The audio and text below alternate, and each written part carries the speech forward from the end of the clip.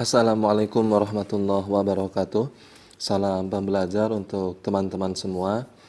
Pada kesempatan kali ini kita akan membahas penilaian akhir tahun untuk kelas 6. Jangan lupa teman-teman semua share video ini sebanyak mungkin ke teman-teman yang lain, baik itu ke grup WhatsApp ataupun ke grup apa saja, agar yang lain bisa ikut belajar di channel YouTube Hai Insing. Oke, sekarang kita langsung saja. Yang akan kita bahas yaitu soal PAT tema 9. Bagi teman-teman semua yang belum menonton soal PAT tema 8, linknya ada di deskripsi ya. Oke, sekarang kita langsung saja ke soal nomor 1. Di sini seperti biasa, biasanya di paling atas itu adalah soal dari muatan pelajaran PPKN ya. Oke, sekarang kita lihat nomor 1. Semboyan bangsa Indonesia adalah titik-titik. Nah, jadi setiap negara itu, bahkan setiap organisasi ataupun setiap daerah kadang memiliki yang namanya semboyan. Nah, negara kita Indonesia juga memiliki semboyan. Nah, semboyan ini biasanya memiliki arti ya, dan diambil dari bahasa-bahasa tertentu. Nah, semboyan kita apa? Nah, semboyan kita adalah Bhinneka Tunggal Ika. Walaupun berbeda-beda, tetap satu jua. Nah, ini yang disebut dengan semboyan. Ya, jadi jawabannya adalah A. Bhinneka Tunggal Ika.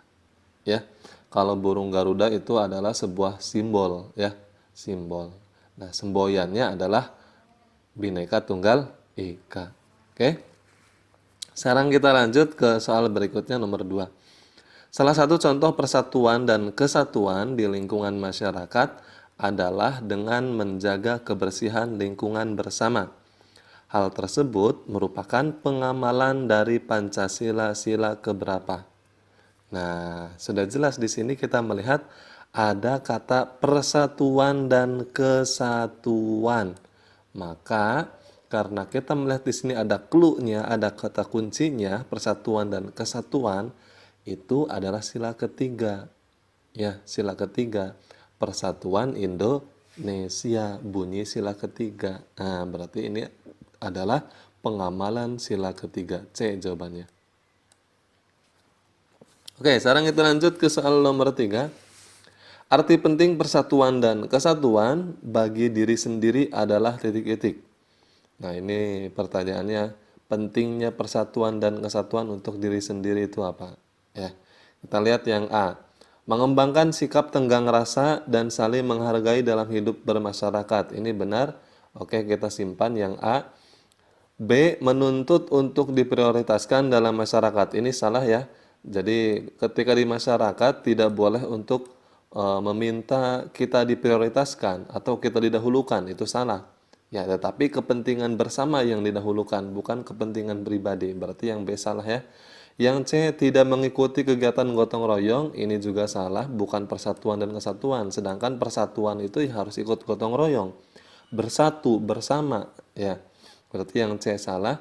Kita cek yang D, tidak menjenguk tetangga yang sedang sakit, ini juga salah. Tidak adanya persatuan. Sedangkan adanya persatuan itu ketika siapapun yang merasa sakit, maka harus kita jenguk.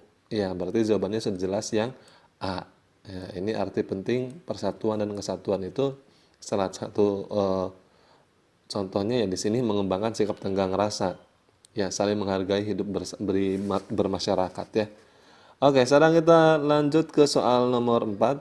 Salah satu contoh tradisi yang menumbuhkan persatuan dan kesatuan yaitu tradisi ngayah.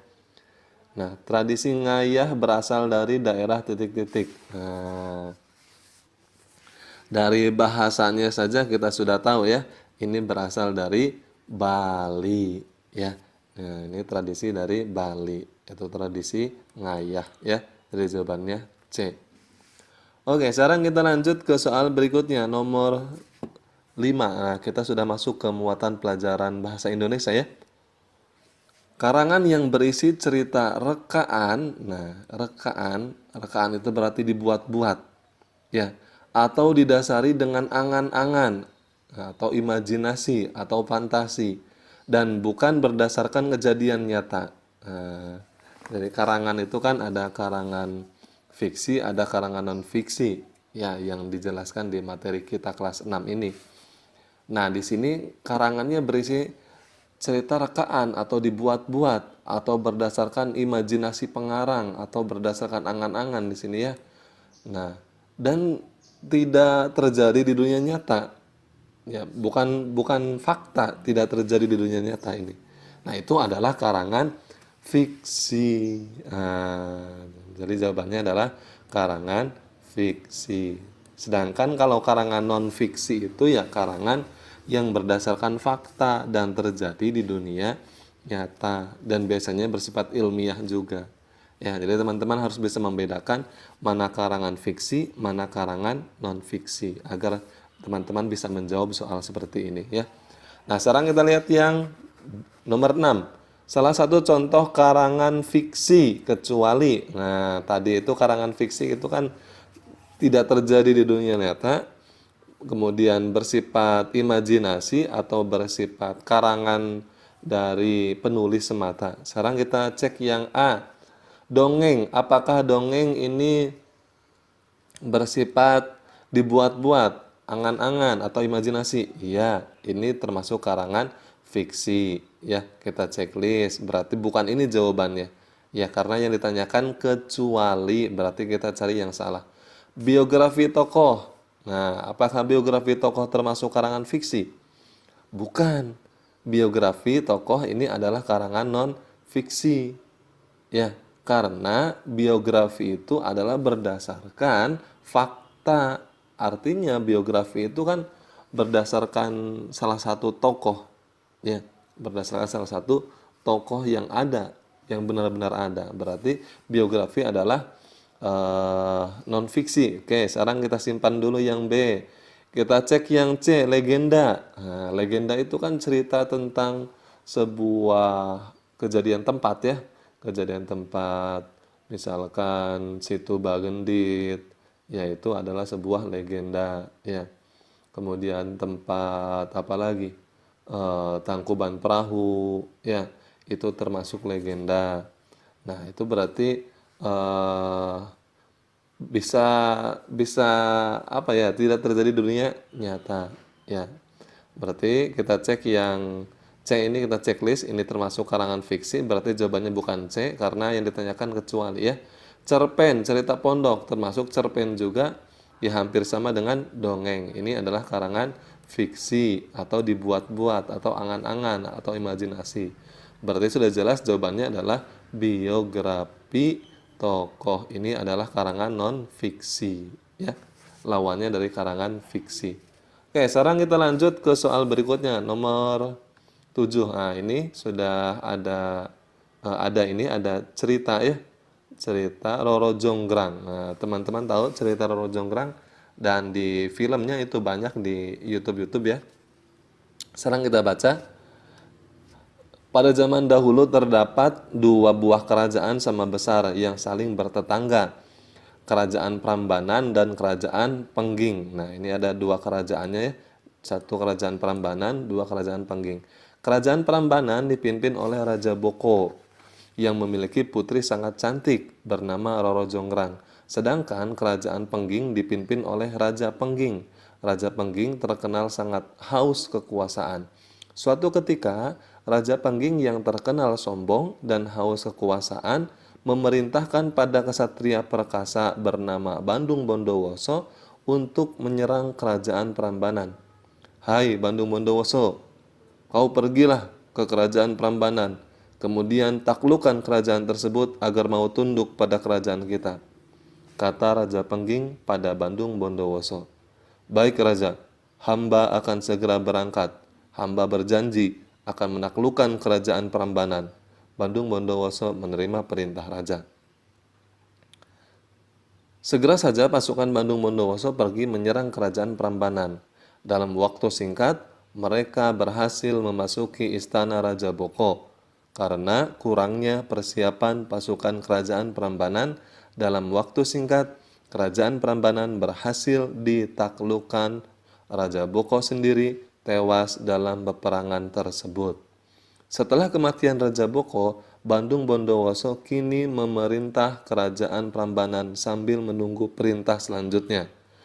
Dari Raja Pengging, tertarik pada kecantikan putri Raja Boko, Roro Jonggrang, Bandung Bondowoso memintanya untuk menjadi istrinya. Roro Jonggrang, maukah engkau menjadi istriku? Kata Bandung Bondowoso. Sekarang kita lanjutkan baca dulu ya ceritanya. Roro Jonggrang tentu saja dalam hatinya menolak. Ia membenci Bandung Bondowoso yang sangat sombong dan telah membunuh ayahandanya. Tapi bagaimanapun Bandung Bondowoso adalah penguasa kerajaan Prambanan saat itu. Bagaimana mungkin Roro Jonggrang menolaknya? Akhirnya Roro Jonggrang bersedia menerima lamarannya dengan mengajukan syarat bahwa Bandung Bondowoso harus membangun 1000 candi serta 2 buah sumur hanya dalam 1 malam. Aku bersedia menerima lamaranmu, tapi syaratnya engkau harus mampu membuatkan aku 1000 candi dan 2 buah sumur hanya dalam 1 malam saja, kata Roro Jonggrang pada Bandung Bondowoso. Baiklah, jika memang begitu permintaanmu, aku menyanggupinya. Tak disangka Bandung Bondowoso menyanggupi syarat yang diajukan Roro Jonggrang. Segera saja Bandung Bondowoso mengerahkan ribuan pasukan jin untuk membangun 1000 candi dan 2 buah sumur agar bisa diselesaikan dalam waktu 1 malam. Melihat hal ini, Roro Jonggrang menjadi cemas. Ia benar-benar tidak sudi dinikahi Bandung Bondowoso, pembunuh ayahnya. 2/3 malam telah berlalu. Telah banyak candi selesai dibuat. Hanya tersisa tinggal 2 buah candi dan 1 buah sumur. Dalam keadaan panik, Roro Jonggrang memiliki gagasan untuk mengelabui Bandung Bondowoso.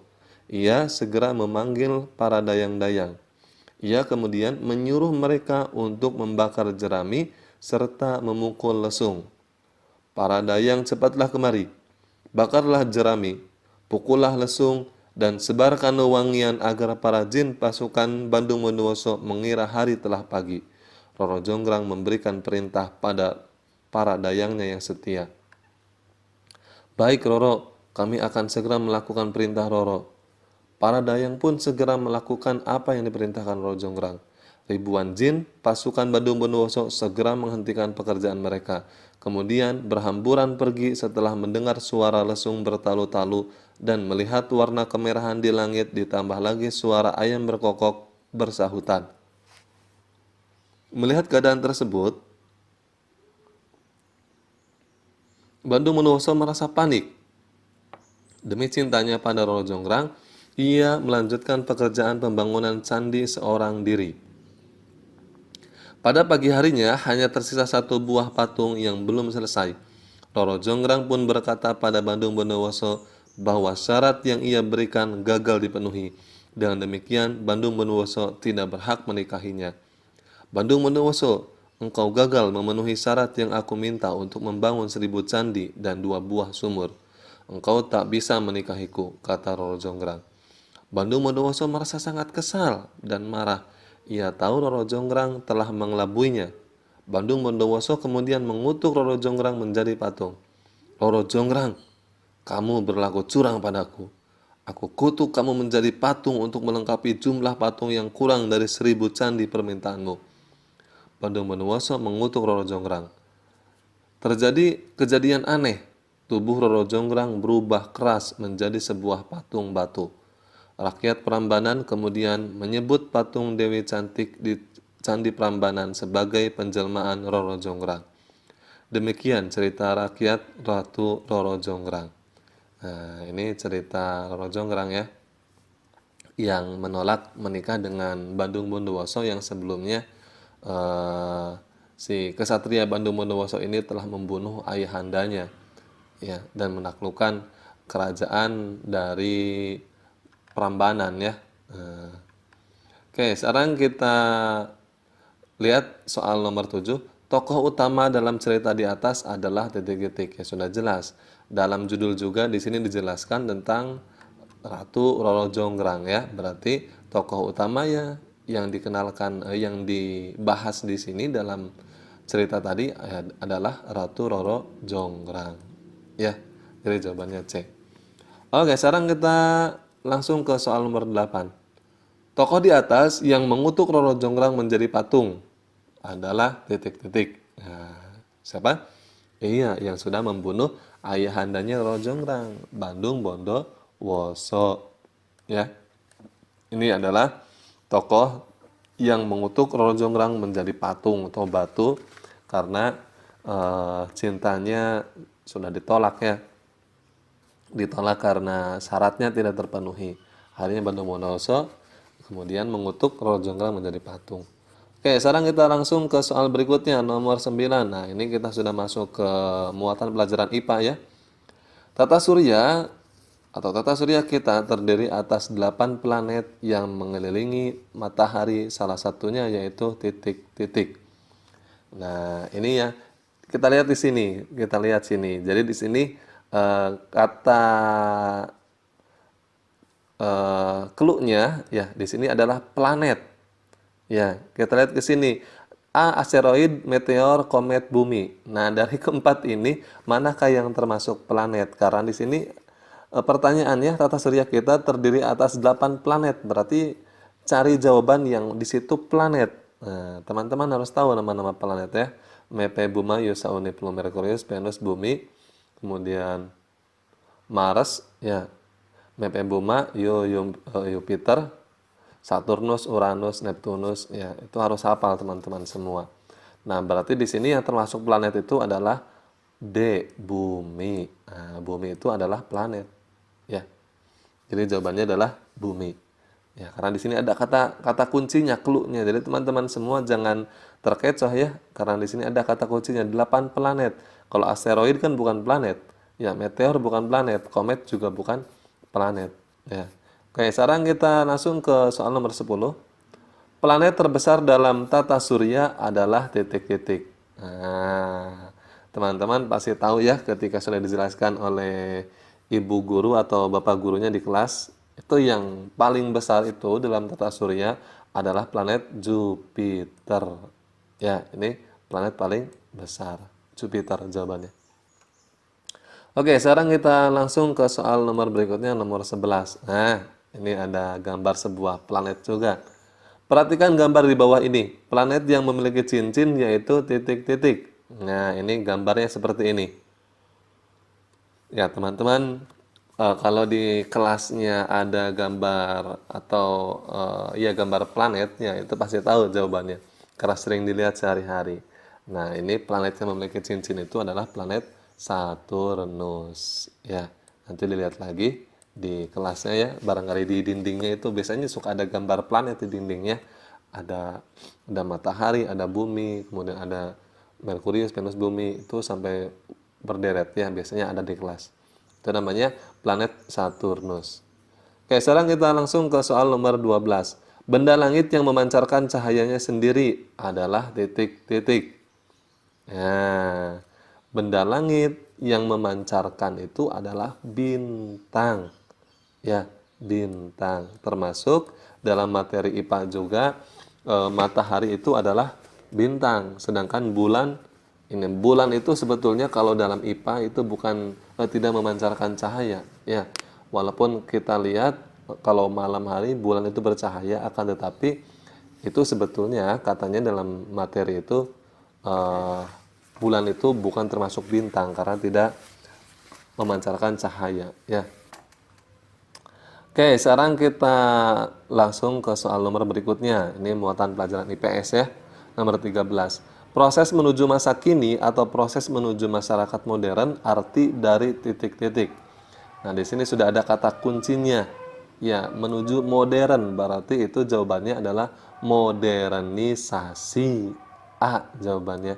Ya, jadi ini proses di mana masa kini menuju masa yang lebih maju lagi, lebih canggih lagi. Ya, itu modernisasi ya. Di sini sudah ada kata kuncinya ya. Kata kuncinya modern, berarti modernisasi. Oke, sekarang kita lanjut ke soal nomor 14. Modernisasi banyak membawa dampak bagi kehidupan sosial masyarakat. Salah satunya adalah titik-titik. Nah, biasanya kan dalam modernisasi itu kan berkaitan tentang teknologi, semakin mudahnya melakukan sesuatu. Itu adalah dampak dari modernisasi. Ya, kita cek yang A. Usaha manusia untuk mengembangkan ilmu, pengetahuan, dan teknologi. Oke, kita simpan dulu. Ini termasuk dampak bagi kehidupan masyarakat sosial ya.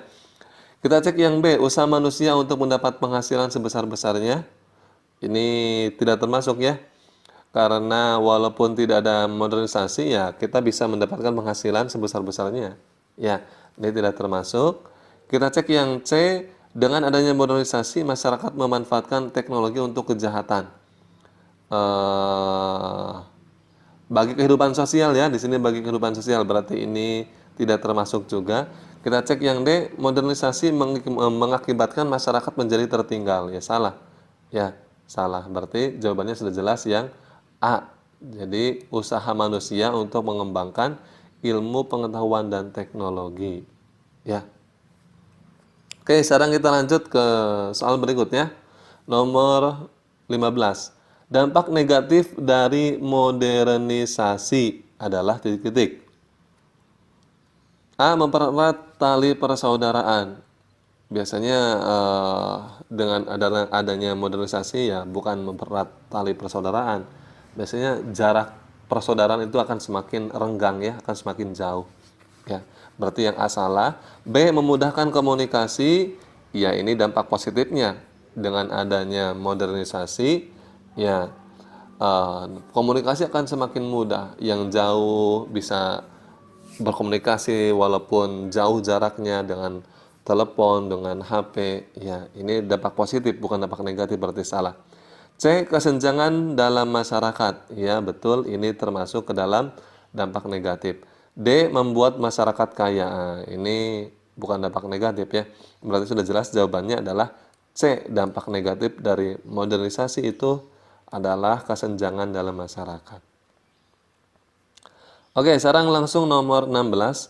Salah satu bentuk modernisasi adalah di bagian teknologi transportasi. Manfaat dari modernisasi teknologi transportasi adalah kecuali.